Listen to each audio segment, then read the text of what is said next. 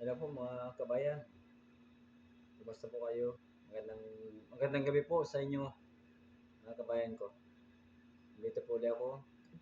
Ah, ito pong vlog ko ay siguro po ay bago niyo po ako husgahan. Sana po ay yung unang vlog ko kasi po inerase ko kasi talagang sobra pong nahihiya po kung sabihin sa inyo na talagang nahihiya po sa yung, dito sa social media na ako po yung humingi ng tulong bilang isa po nag-aabogado kasi sa hirap po ng buhay, wala po akong wala po akong nasandigan, wala akong nalapitan. Lahat po, kahit po sino mga kamag-anak ko, pagdating sa bagay na marami po tayong kamag-anak na hindi naman po nag-i-kaos, tama lang, may mayaman, hindi na po natin i-mention sila kasi talagang sila po may yaman na.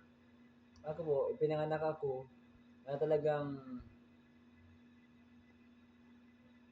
wala pa akong kutsara sa bibig mo na ipanganak eh. Wala akong ginto sa dila.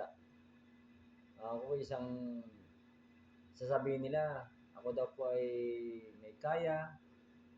Sa tulang po, pag nakita niyo po ang status ng pamumuhay ko, hindi niyo po ako husgahan.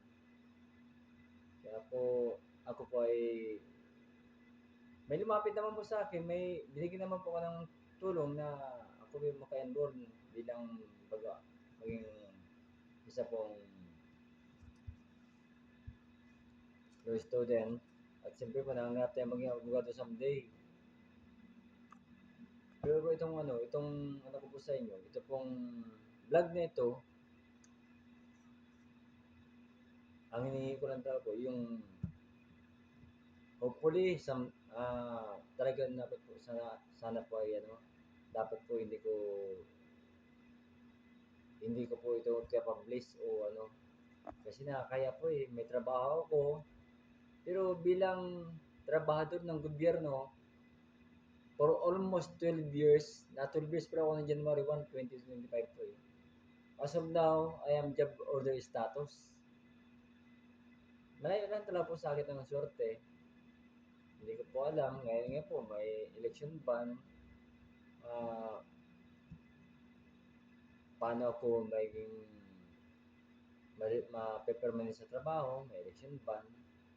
Kahit po nang sabihin natin na pag-iusap natin sa isang mahal na gobernador natin, naiintindihan ko naman po siya kasi talaga po election ban, paano na eleksyon. Kasi po, lagi na lang po ganito, lagi tayong naghihintay ng pag-asa.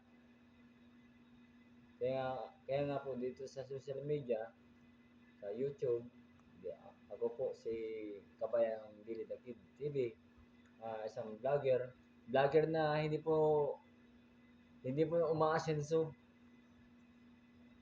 Pero po, ako nag-aabogado po ako.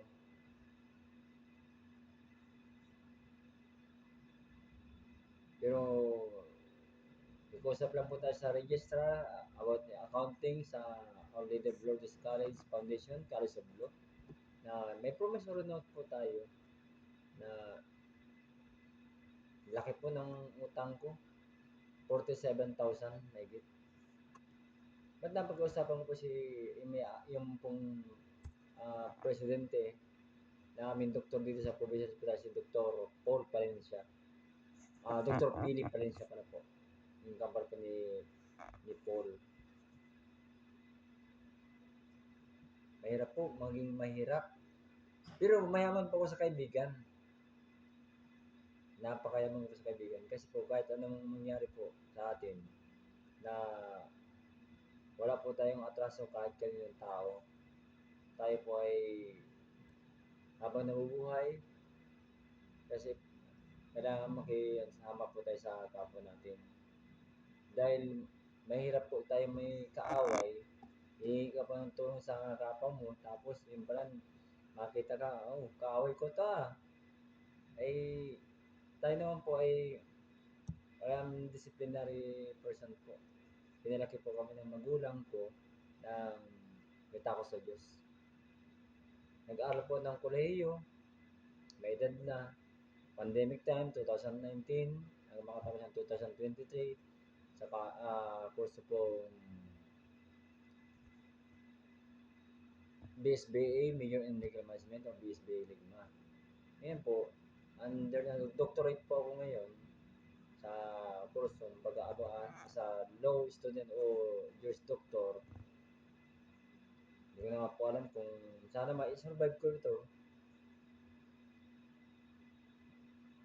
Mahirap po pag lumalapit ka sa mismo mga kamag-anak mo.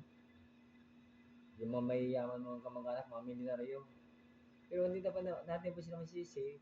Kasi sabi nila, totoo naman po kada sentabo, pinaghihirapan nila. Pero what cash for po, totoo pala po talaga ang tao, ang pinahahalagahan nila, ang pera, hindi yung kapwa-tao. Iniisip nila yung pera nila ba mabawasan kasi dagdag yaman nila. Eh ako po kaya nga po ako, napakaswerte ko po. Napakaswerte ko din po kasi una po, marami akong kaibigan. Yung kaibigan totoo na hindi ka iiwan, and physically support na tinatawag, moral support na tinatawag. Under na financial, alam na po natin po, kami mga mahihirap ay hindi kaya magsuporta.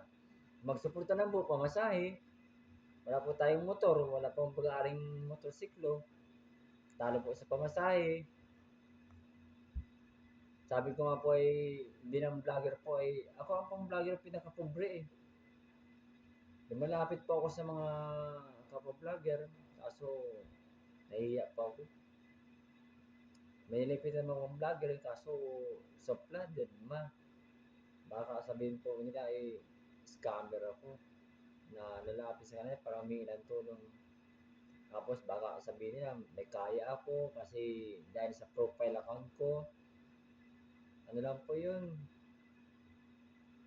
Totoo lang po ay hinihingi ko lang po yung ano, o kaya pinihiram na lang sa akin mga magagandang damit.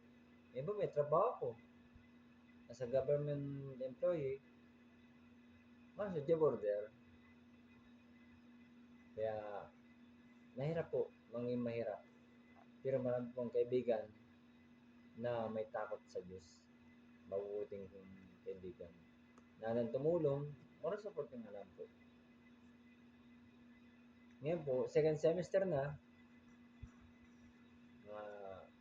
siguro po, hanggang ano lang po, hanggang, and hopefully po, may tumulong sa akin.